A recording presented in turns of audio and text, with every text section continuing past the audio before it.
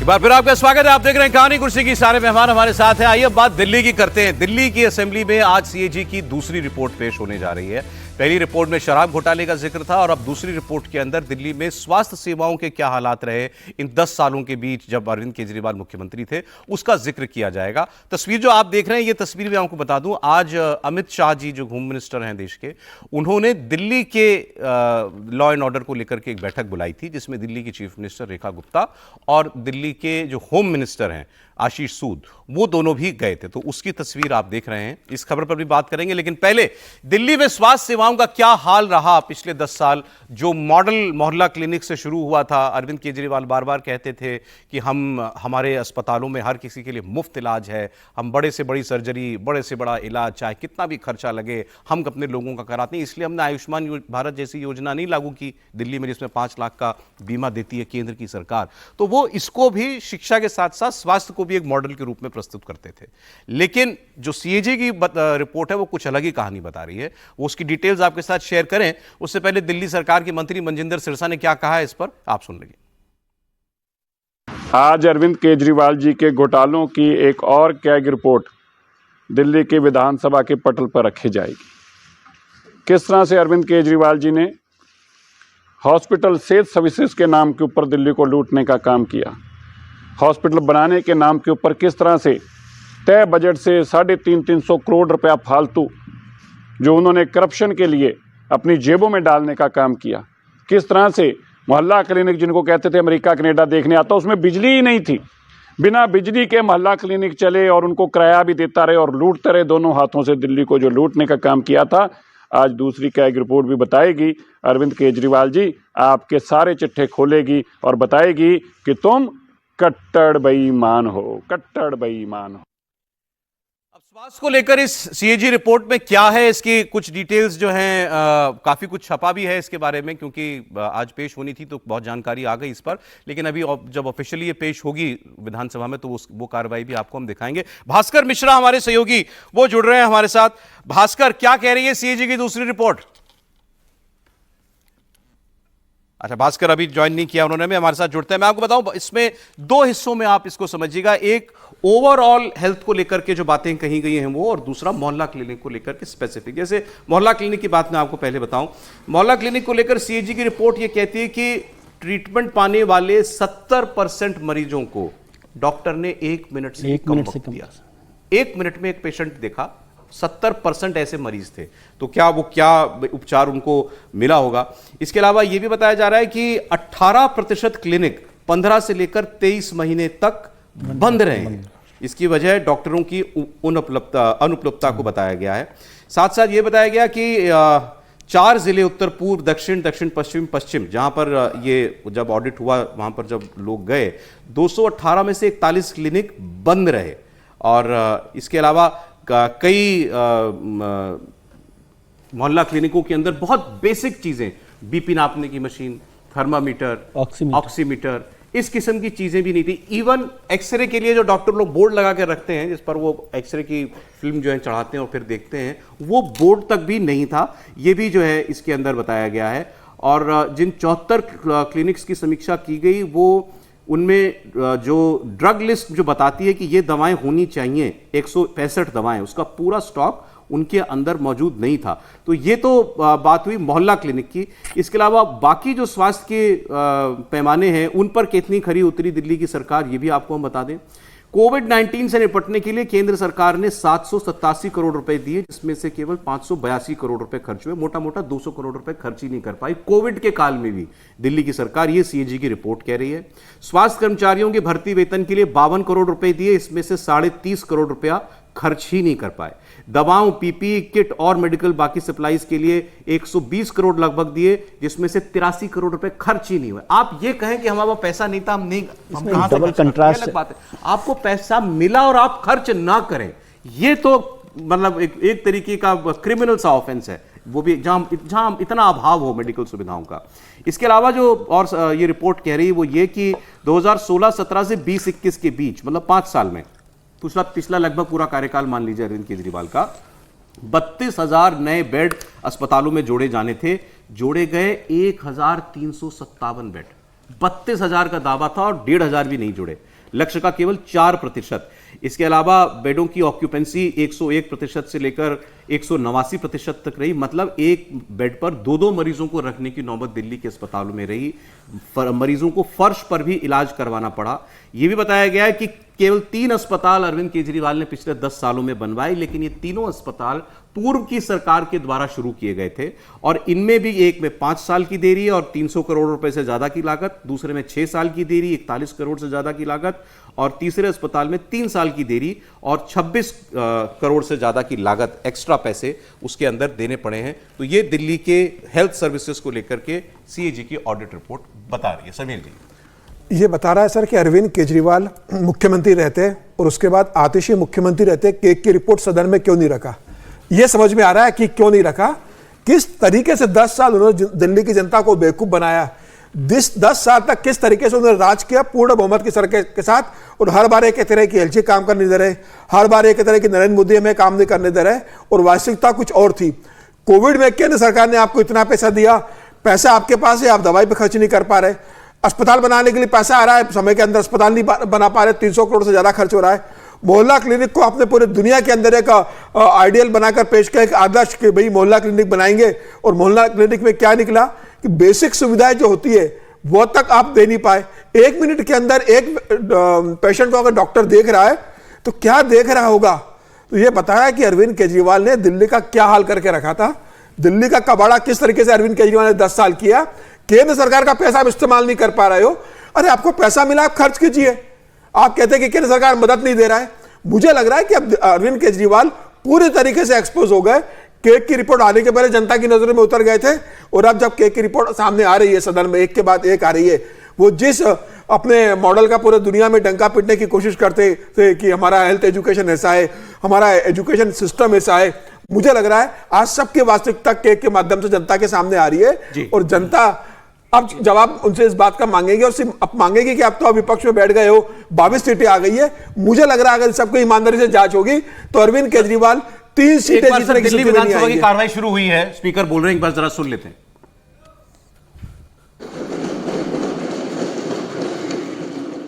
माननीय सदस्यगण, आज हालांकि मनजिंदर सिंह सिरसा जी का सुबह फोन आ गया था और उनको किसी व्यक्तिगत विवाह उत्सव में कहीं शामिल होना है, इसलिए वो आज सदन में उपस्थित नहीं हो पाएंगे। लेकिन मैं आप सबको बताना चाहता हूं खुशी की बात कि आज उनका जन्मदिन है। तो आज माननीय मंत्री श्री मनजिंदर सिंह सिरसा जी का जन्मदिन है। मैं इस अवसर पर उनको अपनी ओर से तथा पूरे सदन की ओर से हार्दिक बधाई देता हूं तथा कामना करता हूं कि वे अपने व्यक्तिगत तथा राजनीतिक जीवन में नई ऊंचाइयां प्राप्त करें। आप सभी की तरफ से भी उनको बहुत बहुत बधाई। विशेष उल्लेख नियम 280 के तहत अब सदस्यों द्वारा विशेष उल्लेख के मामले उठाए जाएंगे। करतार सिंह तंवर जी। चलिए, जब ये रिपोर्ट पेश होती है विधानसभा में तो वो भी आपको हम दिखाएंगे। कुछ थोड़ा सा डेटा और दिल्ली की हेल्थ सर्विसेज पर। मोहल्ला क्लिनिकों लेकर ही 21 मोहल्ला क्लिनिकों में टॉयलेट नहीं थे, 15 मोहल्ला क्लिनिकों में बिजली का बैकअप नहीं था, 6 क्लिनिकों में डॉक्टरों के लिए टेबल तक नहीं थी, 12 क्लिनिकों में दिव्यांगों के लिए कोई सुविधाएं नहीं थी, 27 बड़े अस्पतालों में से 14 में आईसीयू की सेवा उपलब्ध नहीं थी। अस्पताल में आईसीयू ही नहीं है। 16 अस्पताल में ब्लड बैंक नहीं है, 8 अस्पतालों में ऑक्सीजन सप्लाई नहीं है, 12 अस्पतालों के पास एम्बुलेंस नहीं है। ये दिल्ली की जो सर्विसेज में बता रही हैं। और एक छोटा सा आंकड़ा और, दिल्ली में 1000 मोहल्ला क्लिनिक खोलने का वादा आम आदमी पार्टी सरकार ने किया था, जिसमें से 540 के करीब, मेरी अगर जानकारी सही है तो 550 के करीब बने हैं। मतलब 53-54% लक्ष्य उन्होंने पूरा किया इसमें। लेकिन इनमें 550 में से ऑलमोस्ट दूसरे कार्यकाल के अंदर 38 बने हैं। यह आपको बताता है कि पिछले 5 साल में मोहल्ला क्लिनिक पर काम ही नहीं हुआ, केवल 38 बने। 550 में से 38 मात्र दूसरे कार्यकाल के अंदर बनाए गए हैं। हर्षवर्धन, देखिए, जिस तथाकथित शिक्षा और स्वास्थ्य मॉडल की चर्चा करते हुए टीवी पर आम आदमी पार्टी के प्रवक्ता कहते थे कि बताओ देश के किस राज्य में शिक्षा और स्वास्थ्य पर इतना पैसा खर्च हो रहा है, तो कितना पैसा खर्च हो रहा है ये सीजी की रिपोर्ट बता रही है। इतना पैसा खर्च हो रहा है, अगर टॉयलेट नहीं है, टेबल नहीं है, नल नहीं है, दवा नहीं है, 1 मिनट से कम में मरीज देख लेते हैं, एक बिस्तर पर 2 को रखना पड़ता है, इसका सीधा सा मतलब समझ रहे हैं।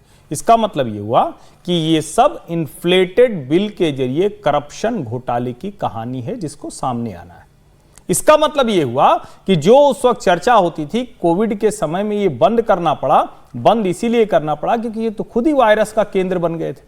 इसका मतलब ये हुआ कि जो उस वक्त रिपोर्ट्स आ रही थी, लोग कह रहे थे कि भाई जहां मोहल्ला क्लिनिक बन गई, वो कूड़ा घर से ज्यादा खतरनाक हो जाता है। गाय, भैंस, सुअर, दूसरे जानवर सब वहां होते हैं और लोग जा क्या करते हैं, भाई अगर बंद रहेगी क्लिनिक तो वहीं जाके कूड़ा डाला। यानी जो स्वास्थ्य के लिए होना चाहिए था वो बीमारी का घर बन गया। और ये स्वास्थ्य का मॉडल दिल्ली को कितना बीमार कर गया उसका एक अनुमान भर है, उसका एक संकेत भर है, जिसको कहें कि प्रतीक के तौर पर कभी बताना हो तो एक सरकार आई थी जिसने कहा था कि गली गली में हम स्वास्थ्य का इंतजाम करेंगे, गली गली में वो बीमारी देकर चली आई। भास्कर मिश्रा जुड़ रहे हैं हमारे सहयोगी। भास्कर, आम आदमी पार्टी के दावों और असलियत में सीएजी रिपोर्ट में कितना अंतर देखने को मिला?